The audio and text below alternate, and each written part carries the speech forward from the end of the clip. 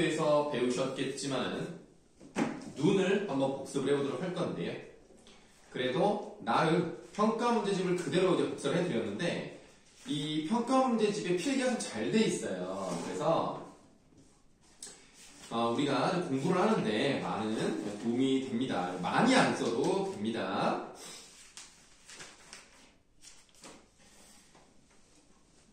우선 우리가 197쪽을 보실 거예요. 197쪽을 보시면은 눈이라는 시가 나와 있습니다. 이 눈이라는 시에 필기가 잘 되어 있고요. 총 4연으로 이루어져 있는데요. 우선 맨 처음에 눈은 살아있다 해서 눈에다가 동그라미 하도록 하겠습니다. 그럼 학교에서 배웠다는 가정하에 이 눈이 무엇을 상징합니까? 자, 눈은 무슨 색입니까? 하얀색. 하얀색이니까 어떤 것을 상징할 수 있죠? 하얘니까 뭐 더럽고 뭐 순수한. 그렇죠. 그래서 일단 순수한 이렇게 쓸게요. 순수한. 뒤에 말도 나와 있습니다. 순수하긴 한데요. 눈은 살아있다가 계속 반복이 됩니다. 살아있다는 얘기는 뭐예요? 생명력을 가지고 있다는 얘기죠. 그래서 순수한 생명성 이렇게 쓰겠습니다. 순수한 생명성. 자, 그 다음 눈은 살아있다. 있다에 이미 동그라미가 쳐져 있죠. 이 있다라는 평서형이 계속 반복되는 형식으로 가요. 1형과 3형은 평서형으로 되어 있다는 걸 볼 수가 있는데요. 이미 필기가 되어 있는 부분, 평서형의 반복, 밑줄, 대상이 지닌 가치에 대한 확신을 드러낸다. 거기다 밑줄을 하시면 되겠습니다. 눈은 생명력이라고 하는 그런 가치를 가지고 있는 거예요. 오케이? 예. 근데 밑줄 했나요? 알겠습니다. 자, 그런데 눈은 살아있다는 이 문장이요. 점점 확대돼요. 앞에 눈이 어떤 눈인지를 계속 반복하면서 그리고 수식어가 많아지는 방식으로 가죠. 떨어진 눈은 살아있다. 마당 위에 떨어진 눈은 살아있다. 점점 문장의 길이가 길어지고 있기 때문에 어떻게 전개가 되고 있다라고 말할 수 있을까요?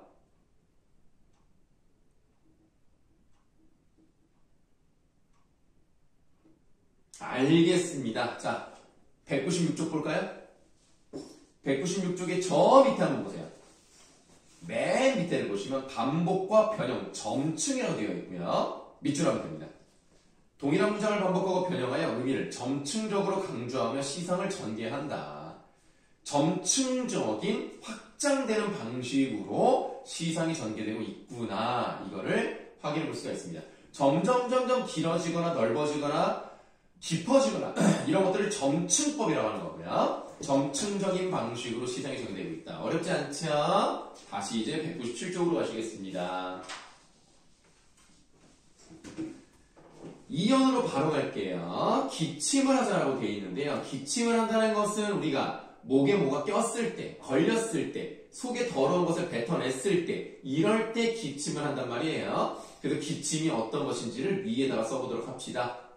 불순물을 뱉어내는 정화행위예요. 불순물을 뱉어내는 정화행위. 그러면 이 사람의 마음속에 또는 이 사람이 어떤 것을 하자고 추구하는 그런 대상에게는 불순물이 들어있었다는 것을 확인해 볼 수가 있죠. 그러니까 기침을 하자라고 하는 거예요. 그런데 여기는 평서형을 쓰는 게 아니라 기침을 하자라고 하는 청유형을 반복하고 있습니다. 청유형의 반복은 네모가 쳐져 있고요. 그리고 그 필기되어 있는 부분에다가 밑줄 하시면 되겠죠. 공동의 행동을 할 것을 촉구하는 효과입니다. 그러니까 뭐뭐 하자라는 것은 일반적으로 주어가 몇 인칭이야?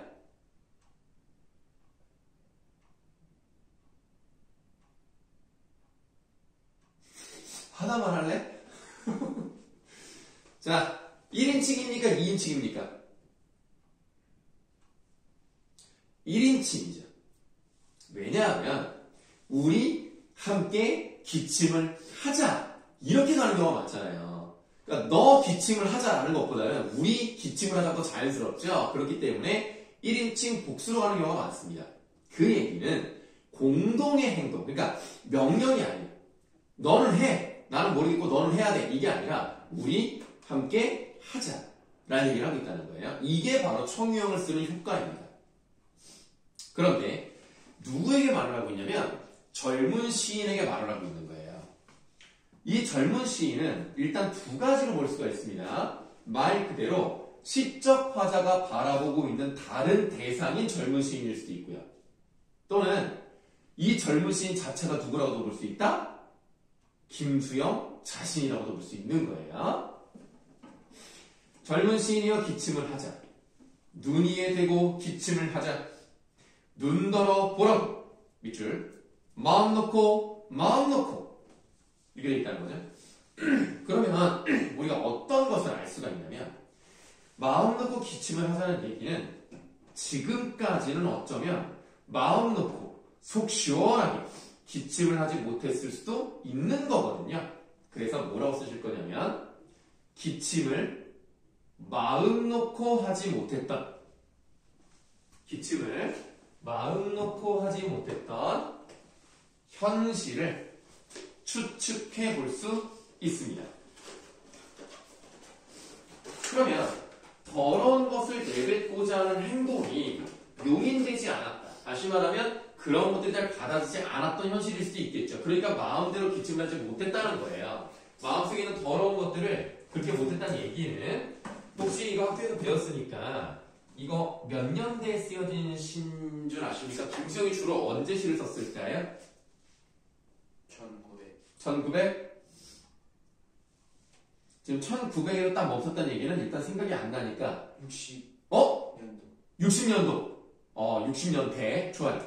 김수영은 1950년대와 60년대에 주로 시를 썼습니다. 그렇다면 50년대에는 대통령이 누구였어요?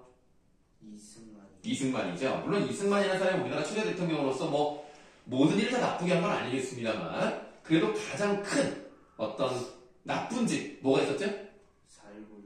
4.19 혁명이 나쁜 짓인가요? 3.15 부정선거. 네, 그렇죠. 부정선거를 했었죠. 그리고 만약에 60년대라면 또 대통령이 누굽니까? 박정희입니다. 맞아요. 그러니까 4.19 혁명 때문에 물러난 이승만이요. 그 뒤에 이제 박정희가 쿠데타를 일으켜가지고 대통령이 됐단 말이에요. 그러니까 그런 것들을 이제 보시면은 물론 이게 박정희랑 직접 관련된 시는 아니지만 이승만 독재 정권을 우리가 뭔가 잘못됐고 우리의 자유를 억압하고 자기가 계속 독재를 하려고 계속 대통령을 하려고 이런 것들에 대해서 우리는 따지고 잘못됐다고 말하고 시위도 하고 그랬단 말이야. 근데 어쩌면 이 사람은 지금까지 그렇게 살지 못했을 수 있는 거야. 그러니까 마음속에 뭔가 잘못된 좀 옹졸하거나 소심하거나 소시민적인 모습이 담겨 있었을 수 있는 거예요. 그냥 모르겠다. 세상에 잘못된 모든 거에 나는 현실에 안주하며 살아야 되겠다라고 했던 그런 마음이 있었을 수 있는 겁니다. 그런 거를 뱉어내는 행동을 했어야 된다는 거예요. 그게 기침이었다는 거죠. 근데 지금까지 그게 못했던 거야. 사면입니다.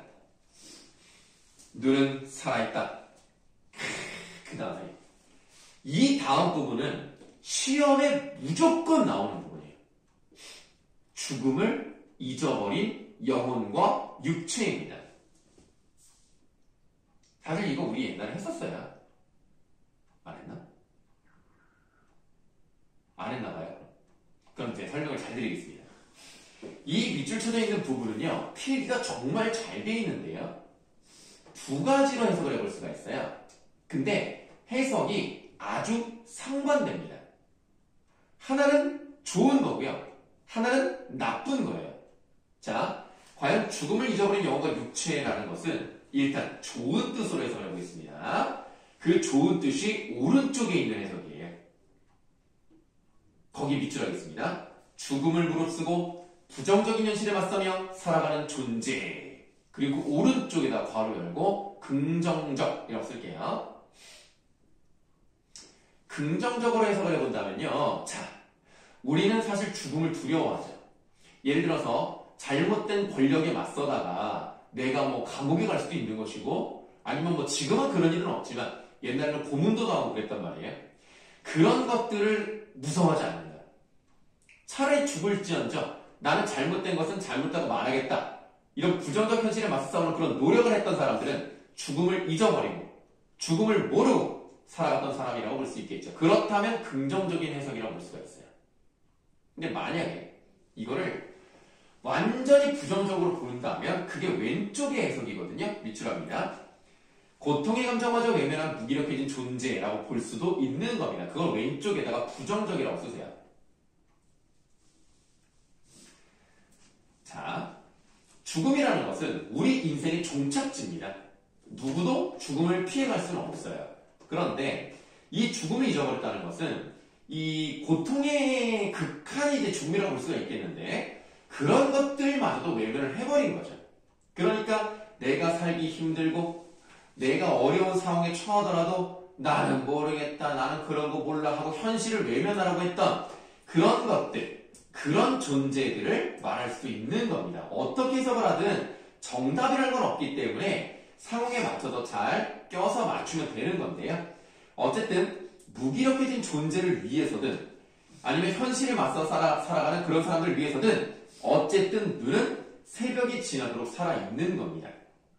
근데 새벽이 지나도록 살아있다는 얘기는 그러니까 내리자마자 없어지는 게 아니라 지속적으로 남아있다는 걸 보여주는 거예요. 새벽이 지나도록이란 말은. 그래서 새벽 밑에 뭐라고 써있잖아요. 밑줄합니다. 눈이 지속적인 생명력을 보여주는 시간이에요. 일단 바로 사라지는 것이 아니라 새벽이라는 것을 지나가고 있으니까요. 그런데 우리가 생각을 해보면 새벽이라는 것은 어떤 것이 오는 시간에 앞서 있습니까? 뭐의 앞이죠? 그러니까 새벽은 무엇이 오기 전이냐고. 그렇죠? 아침이 오기 전이란 말이야. 그러면 우리가 예로부터 현대시 같은 거를 보시면 아침이라는 것은 밤이 끝나는 시간입니다. 일반적으로 현대시에서 밤과 어둠은 부정적으로 사용되는 경우가 많아요. 그리고 밝음을 나타내는 아침은 긍정적인 것을 나타내는 경우가 많습니다.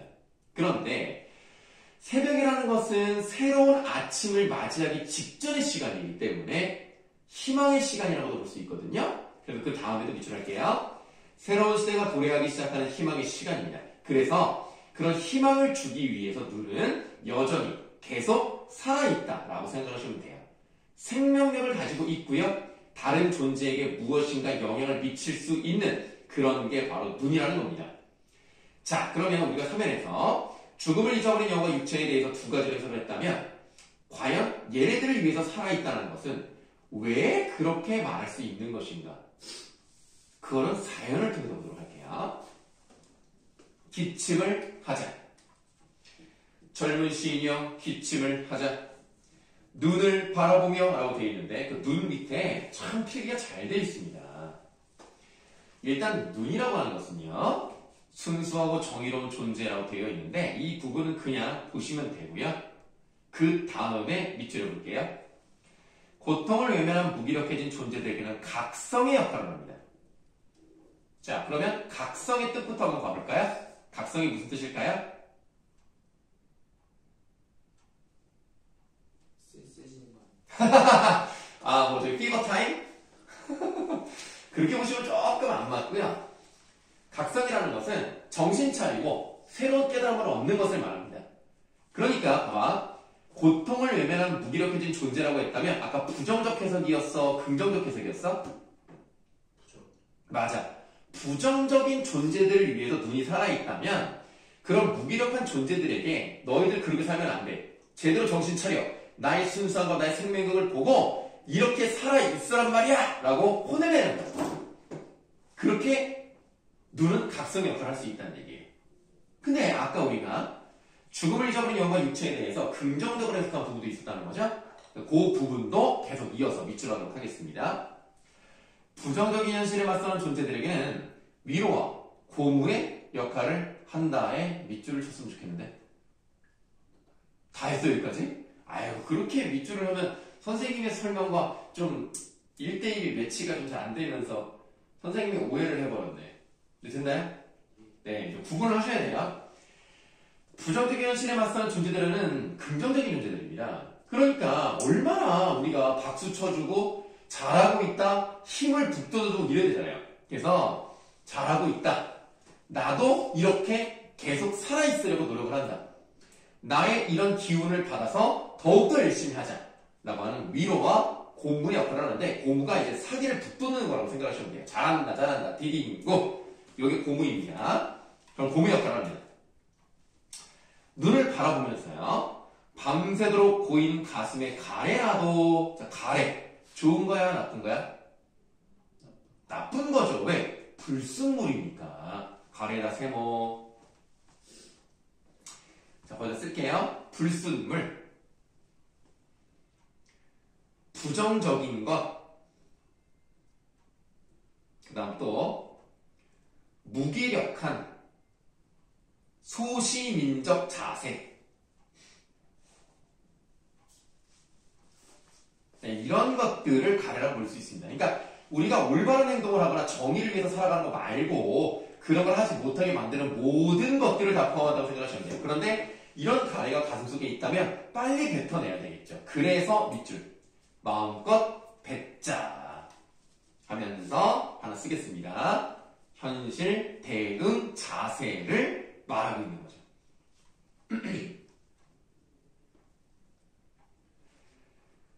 김수영 씨는요, 상당히 단순합니다. 눈이 살아있다, 기침을 하자. 이 두 개의 문장을 가지고 이 시를 만든 거예요. 대단합니다. 그래서 심지어 어떤 사람들은 현대시는 김수영 이전과 김수영 이후로 나뉜다라고 평가할 정도로 김수영은 굉장히 큰 의미를 가지고 있는 사람인데요. 이제 다시 196쪽을 보시겠습니다. 자, 196쪽에 눈 핵심 정리가 되어 있어요. 성격이라고 되어 있는 부분을 보시면은 의지적, 참여적, 얘가 밑줄하세요. 이런 시는요, 시라는 것이 단순히 순수하게 아름다움을 추구하고 운율을 형성하고 예쁘게 만들고 이런 게 중요한 게 아니라 우리가 살아가는 방식에 관여를 하고 어떻게 살아야 된다라고 해서 문학이 현실에 들어왔단 말이에요. 그래서 이런 것들을 참여시라고 말할 수가 있습니다. 주제에다가 밑줄하세요. 순수하고 정의로운 삶에 대한 소망과 부정적인 현실에 대한 극복 의지. 특징에다가 밑줄. 일상적 언어와 선명한 대응 구조, 청유형의 문장 사용으로 주제를 효과적으로 형상화했습니다. 그러니까 이 눈은요, 어려운 단어가 없어요. 다들 우리가 쓰는 말, 일상적인 언어를 썼고요. 그 다음에 기침, 가래, 이렇게, 또는 눈, 가래, 이렇게 딱딱 1대1로 대응하고 반대되는 그런 느낌이 있어서 선명한 대응 구조, 청유형의 문장 사용, 이게 돼 있고요. 특징 두 번째 밑줄. 정의롭고 순수한 생명력을 무기력하고 부정한 생각으로 대립을 시켜버렸습니다. 자, 그러면 3번 핵심 체크에서 동그라미 2번에다가 별표하겠습니다. 눈에 담긴 사회문화적 가치인데요. 현실은요, 부패한 권력의 독재가 이루어지는 현실이에요.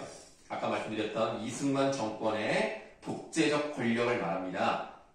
그리고 이런 부당한 현실에도 아무런 반응을 하지 못하는 무기력한 존재에 대해서 그런 사람들이 너무 많았던 거예요. 그러니까 살아있는 눈을 통해서, 아주 깨끗한 눈을 통해서 우리는 깨끗해져야 하고 그렇게 살아야 합니다 라는 메시지를 전달하고 있습니다. 그래서 문학적 가치를 보시면은 순수하고 정의롭게 살아가는 소망과 의지를 표현했고요. 동시대 사람들에게 양심에 따라 사는 삶에 동참할 것을 요청하고 있다. 이렇게 보시면 되겠습니다.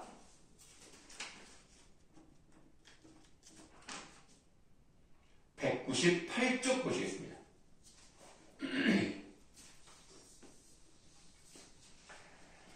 198쪽에 학습활동 나와 있고요. 그럼 네 번째 항목을 보시겠습니다.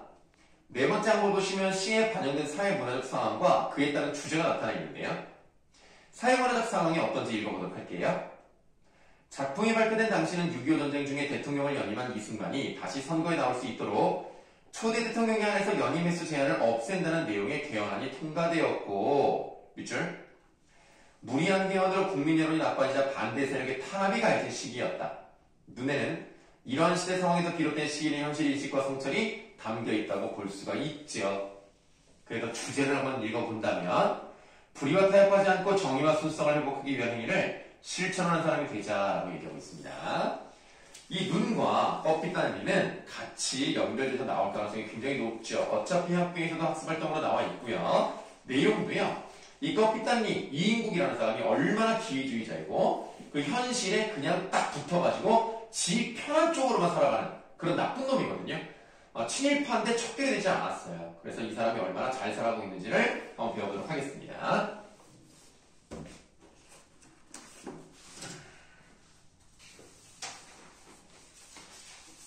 선생님이 아주 친절하게 이렇게 만들어 왔어요. 네, 깔끔하게 만들어 왔으니까. 껍빛단지 내용이 길어요. 그래서 좀 한번 쓱 보면서. 껍빛단지 내용이 길기 때문에 문제가 좀 많이 나올 가능성이 있죠. 적어도 6문제 이상 나오지 않을까 생각합니다.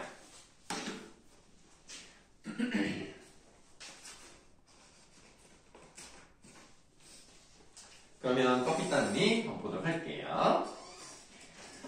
자, 맨 처음에 보시면은 뭐 여백이 좀 많아요. 여백이 많으니까 이 글의 갈래부터 한번 쓰도록 할 건데요. 이 글의 갈래는 일단 풍자 소설입니다. 아까 말씀드렸던 이인국이라는 아주 나쁜 놈, 아주 기회주의자 이런 사람들을 풍자하고요.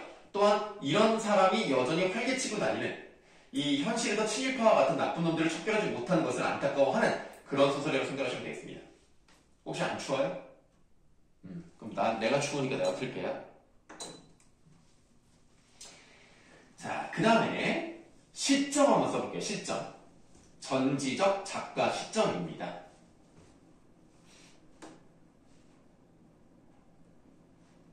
뭐 배경은 따로 안 써도 되겠고요. 1940년대부터 50년대까지 그리고 그 전쟁 이후까지도 쭉 나오고요.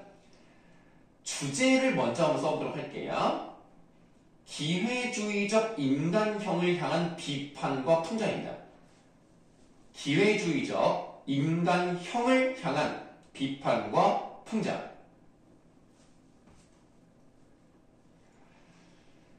그리고 이 글은요, 과거를 많이 왔다 갔다 해요. 그래서 역순행적 구성이라고 쓰세요. 역순행적 구성. 자, 그러면 이제 내용 한번 보도록 하겠습니다. 수술실에서 나온 이인국 박사는 응접실 소파에 파묻히듯이 깊숙이 기대에 앉았다. 그는 네모 아세요? 백금 무태안경. 요게 지금으로부터 한 70년 정도 된 거잖아요. 7, 80년 됐는데 백금이라는 것은 화이트볼드예요. 그래도 진짜 비싸겠지. 그럼 우리가 이 사람이 어떤 사람인지 알 수가 있어요. 쓰세요. 이인국 박사의 부유함을 알 수 있습니다. 이인국 박사의 부유함. 돈이 많아. 자, 그럼 백금 무태안경을 벗어들고 이마에 땀을 닦았다. 등골에 축축이 밴 땀이 잦아들어감에 따라 피로가 스며왔다. 2시간 20분의 집도 수술을 이 정도 했네요. 위장 속의 균종 적출. 환자는 아직 혼수 상태에서 깨지 못하고 있다. 수술을 끝낸 찰나 스쳐가는 육감. 그것은 성공력을 적중률을 암시하는 계시 같은 것이다. 그러나 오늘은 웬일인지 뒷맛이 꺼림칙하다. 그러나 항생제 의약품이 그다지 발달하지 않았던 일제시대부터 개복수술의 최단 시간의 기록을 세웠던 것을 회상해본다. 맹장염이나 포경수술, 그 정도의 것은 약과다. 젊은 의사들에게 맡겨버리면 그만이다.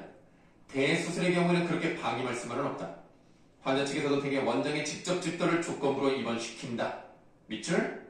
그는 그것을 자랑으로 삼아왔고 스스로 집도하는 쾌감마저 느끼었다. 그러니까 내가 이렇게 대단한 사람이다 라고 하는 자부심이 있어요. 자부심. 다음 쪽. 그의 병원 부근은 거의 한 집 건너 병원이라 할 수 있을 정도로 밀집한 지대다.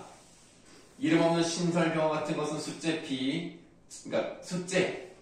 비장날 시골 전방처럼, 그러니까 비가 오는 장날에는 시골이니까 사람이 별로 없는데 그런 가게처럼 한 사람 속에 찾아오는 스님을 기다리고 있는 형편이다. 그러나 이인국 박사는 인류대학병원에서까지 손을 쓰지 못하여 밀려오는 급환자들 틈에 끼어 환자의 감별에는 각별한 신경을 쓰고 있다.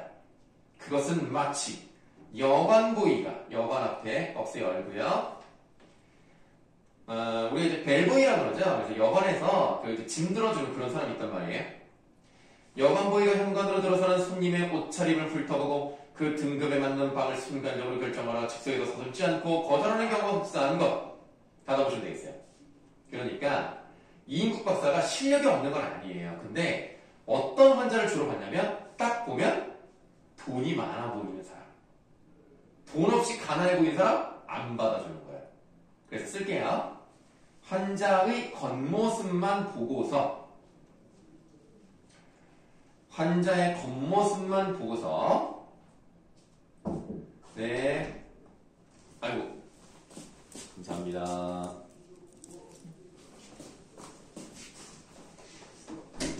자신에게 이익이 될 환자만, 자신에게 이익이 될 환자만 가려서 받는 속물적 모습입니다. 돈 되는 사람만 받는 거예요. 네, 속물적 모습. 이인국 박사의 병원은 두 가지 전통적인 특징을 가지고 있다. 병원 안이 먼지 하나도 없이 정결하다는 것과 치료비가 여느 병원에 아이고 갑절이나 비싸다는 점이다.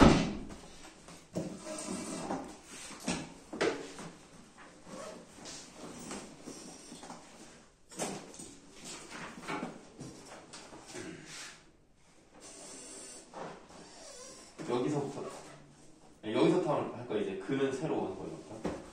으아, 넘어갔다.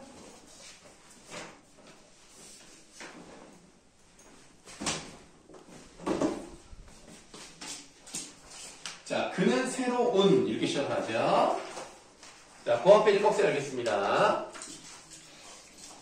그는 새로운 환자의 초진에서는 병에 앞서 우선 그 부담 능력을 감정하는 데서부터 시작한다. 따라보시면 물론 의사도 결국 돈을 벌어야 되는 사업체죠. 예, 그렇지만 아무래도 의사라는 것은 사람을 살리는 사람이니까 의사의 어떤 본분, 의사의 본분보다는 물질적인 이득을 더 중시하는 사람이죠. 이렇게 돈을 버는 게 중요하기 때문에 이 사람은 상당히 탐욕스러운 모습을 보이고 있는 것이다.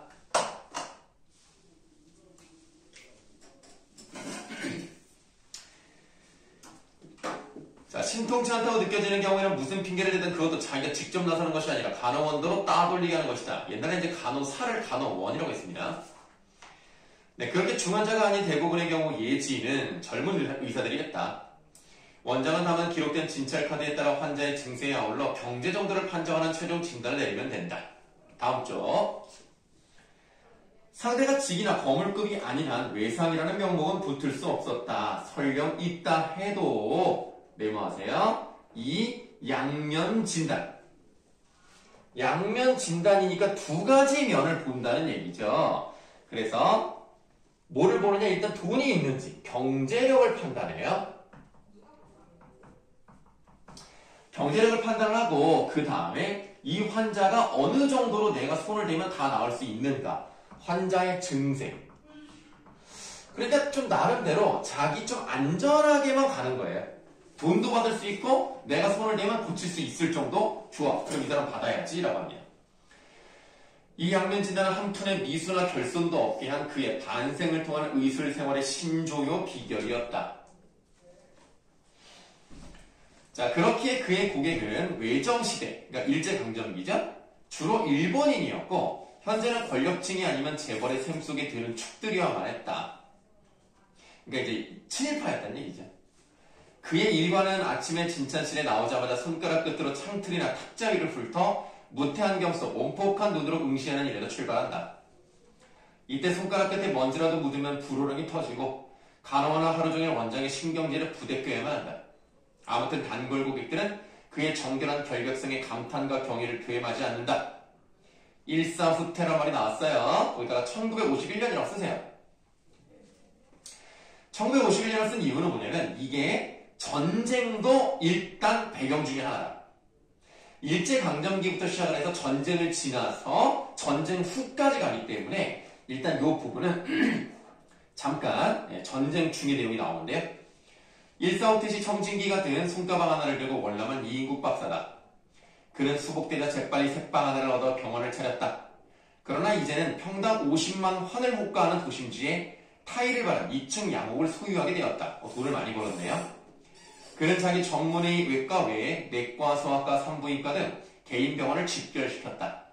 운영은 각자의 호주머니 샘속이었지만 종합병원의 원장 자리는 의젓이 자기가 차지하고 있다. 이인국 박사는 양복 조끼 호주머니에서 18금 회종시계를 꺼내서 시계를 봤는데요. 회종시계가 조금 중요합니다. 메모하세요. 회종시계를 꺼내 시계를 봤는데 2시 40분인데요. 우리가 그 회종시계 앞부분에 18금이라고 되어 있는 것은 우리가 일반적으로 말하는 18K를 말합니다. 이 숫자가 높을수록 순금에 가까워요. 이 당시 18금 정도면 굉장히 비싸겠죠? 자, 미국 대사관 브라운 씨와의 약속 시간은 20분밖에 남지 않았다. 이 시계에도 몇 가닥의 유서 깊은 이야기가 숨어 있는데 이 회종시계는 이인국 박사의 인생과 거의 밀접하다고 보시면 돼요. 그래서 밑줄 하겠습니다. 이인국 박사는 시계를 볼 때마다 참말 기적임에 틀림없던 사태를 연상하게 된다 하면서 회종시계와 인생을 살아왔기 때문에 이 시계를 보면 옛날에 이런 일이 있었지라는 생각을 하게 된단 말이죠. 그래서 이 회종시계는 바로 어떤 역할을 합니다. 과거를 회상하게 하는 매개체로서의 역할을 한다는 거. 회종시계는 되게 중요해요. 회종시계는 보기 중에 하나로 나올 가능성이 높습니다. 왕신 가방 가운데 38선을 넘어온 피란 유물의 하나의 시계. 그러면 일단 전쟁을 경험했고 원래는 북한 쪽 사람이었다는 거네. 가방은 미군 의사에게서 얻은 새 것으로 갈아매어 흔적도 없게 된 지금. 그러니까 다른 것들은 별로 흔적이 없지만 유일하게 남아있는 것. 시계죠. 시계에다가 꺽쇠. 시계 앞에다가. 시계는 목숨을 걸고 삶의 도피행을 같이 한 유일품이요. 어찌 보면 인생의 반려이기도 한 것이다. 라고 다루시면 되겠어요. 이 반려동물, 반려자라는 말을 쓰는데요. 인생을 함께 살아가는 존재를 반려동물, 반려자라고 하는 거죠. 그럼 시계는 그만큼 인생과 함께 있다는 걸 보여주는 겁니다. 그래서 시계는 이인국 박사의 행적을 보여주는 거예요. 그래서 이 시계가 이 사람 인생에서 되게 중요했던 부분들을 하나씩 다 차지하고 있어요.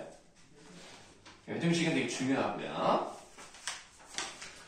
자, 밤에 잘 때에도 그런 시계를 머리맡에 풀어놓거나 호주머니에 넣은 채로 버려두지 않는다. 반드시 풀어서 등기 서류, 저금 통장 등이 들어있는 비상용 캐비닛 속에 넣고야 잠자리에 드는 것이었다. 그러니까 등기 서류라고 하면 어떤 부동산과 관련되어 있는 거고요. 저금 통장은 아무래도 내 재산이랑 관련되어 있기 때문에 소중한 것들이죠. 그만큼 회종시계가 중요하기 때문에 거기다 꼭 넣고 자요. 거기에는 또 그럴 만한 이유가 있었는데요. 밑줄. 이 시계는 제국대학을 졸업할 때 받은 영예로운 수상품이다 라고 돼 있단 말이야. 제국대학이 뭐야? 동경제국대학, 일본 대학이란 말이야. 여기를 나온 것을 자기는 굉장히 명예롭게 생각하고 있다는 거예요. 그러니까 이 사람이 어떤 가치관을 가지고 있는지를 우리는 짐작해 볼 수가 있겠죠.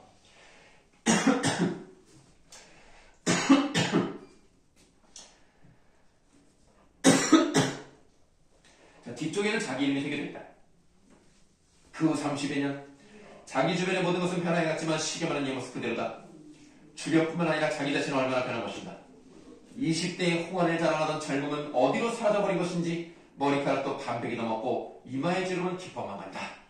밑줄 일제시대 소련군 점령하에 감옥생활 6.25 사변 38선 미군 부대. 와 진짜 역사의 어떤 그 페이지를 이 사람도 같이 넘어갔다고 볼 수가 있겠죠.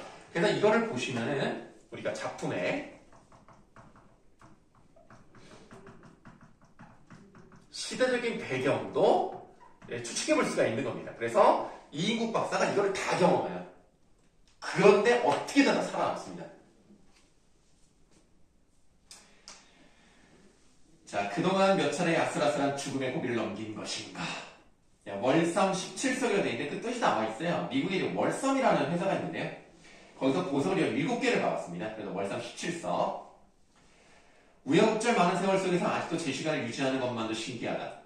시간을 보고는 습성처럼 째깍째깍 소리를 귀 기울일 때의 그의 가나다란 눈매에는 흘러간 인생의 축도가 서리는 것이었다.